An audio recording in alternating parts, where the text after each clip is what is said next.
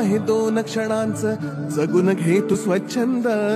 भक्ती विना जगणे विफल भक्तीत परमानंद जीवन आहे 2 क्षणांचं जगून घे तू स्वच्छंद भक्ती विना जगणे विफल भक्तीत परमानंद स्वामी स्वामी जपनामात हरवून जा तू आता विसरून जा